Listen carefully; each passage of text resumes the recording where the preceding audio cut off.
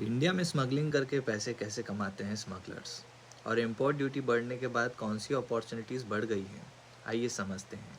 लेकिन एकदम सीधी बात, ये वीडियो स्मगलिंग सिखाने के लिए नहीं है, ये समझाने के लिए है कि जब पॉलिसी टाइट होती है तो ब्लैक मार्केट का दिमाग कैसे एक्स्ट्रा स्मार्ट बन जाता है।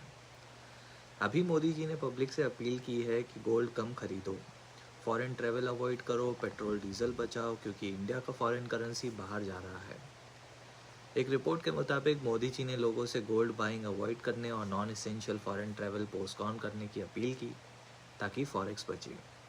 और उसके बाद गवर्नमेंट ने गोल्ड और सिल्वर पर इंपोर्ट टैरिफ 6% से बढ़ाकर 15% कर दिया। मतलब पहले जो लीगल गोल्ड इंपोर्ट रिलेटिवली सस्ता पड़ रहा था, अब उस पर ड्यूटी का प्रेशर ज़्यादा हो गया है।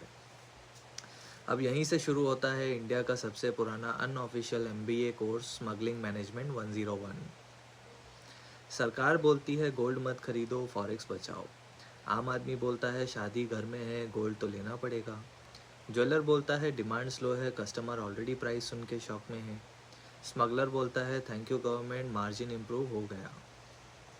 सिंपल लॉजिक समझो दोस्तों, जब लीगल गोल्ड पर ड्यूटी बढ़ती है तो लीगल गोल्ड महंगा हो जाता है, और जब लीगल चीज़ महंगी होती है तो इलीगल माल का डिस्काउंट बहुत ज़्यादा अट्रैक्टिव लगने लगता है।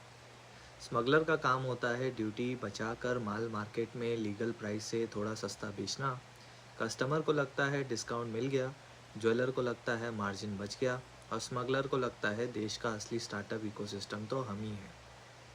और सार्केज़म यही है कि जब नॉर्मल स्टार्टअप वाला फाउंडर इन्वेस्टर के सामने पिच करता है सर हम मार्केट गैप सॉल्व कर रहे हैं, स्मगलर भी वही करता है।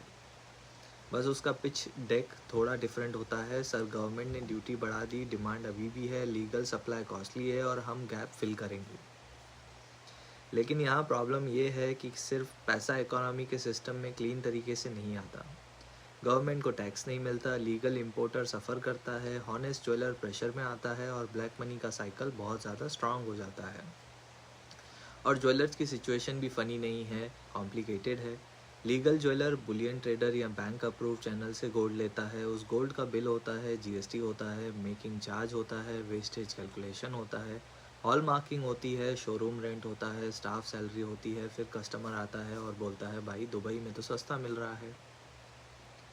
ज्वेलर के मन में उस वक्त बस एक ही बैकग्राउंड म्यूजिक चलता होगा, मैं लीगल रहकर गलती कर रहा हूँ क्या।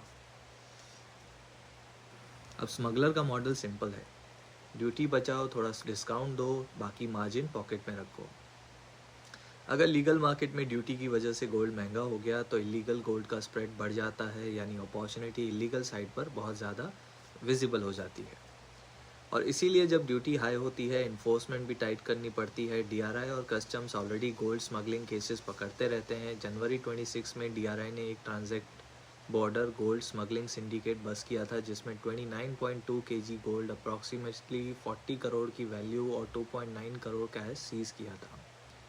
मतलब ये कोई छोटा मोटा एयरपोर्ट से एक चेन ले आए वाला गेम नहीं है, ये ऑर्गेनाइज नेटवर्क होता है। और जब ड्यूटी बढ़ती है तो ऐसे नेटवर्क्स के लिए इंसेंटिव और बड़ा हो जाता है।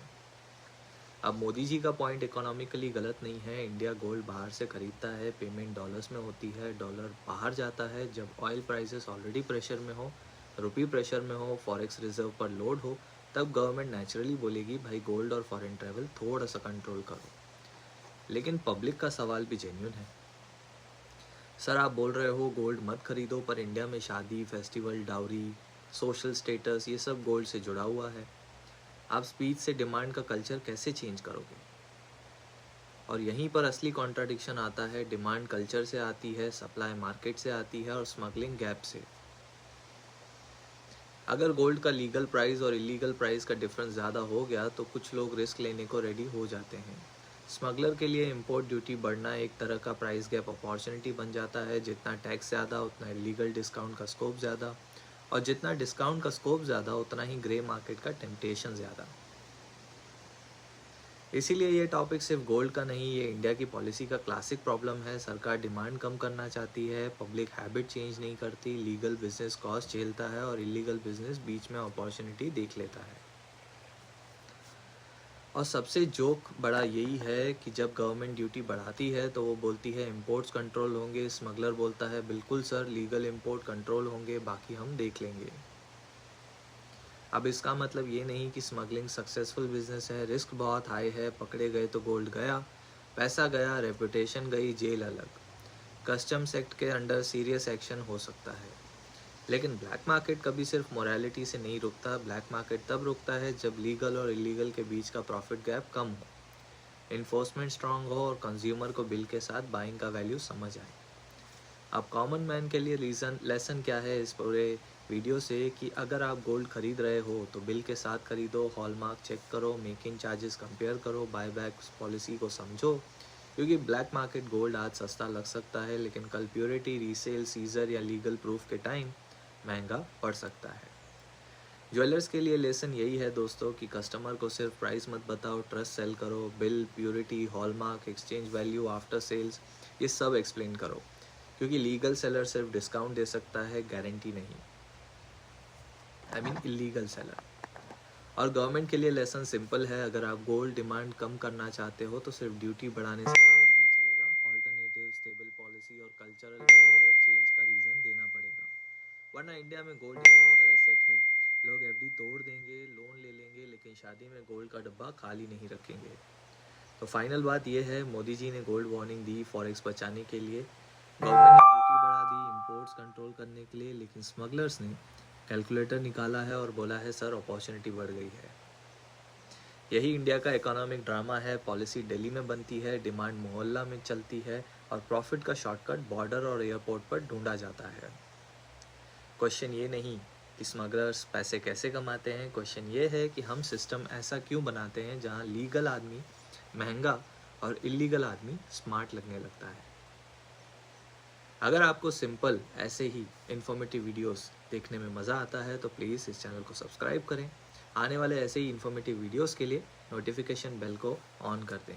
मिलते हैं दोस्तों अगले ही ऐसे एक इन्फॉर्मेटिव वीडियो के साथ, तब तक के लिए थैंक यू सो मच।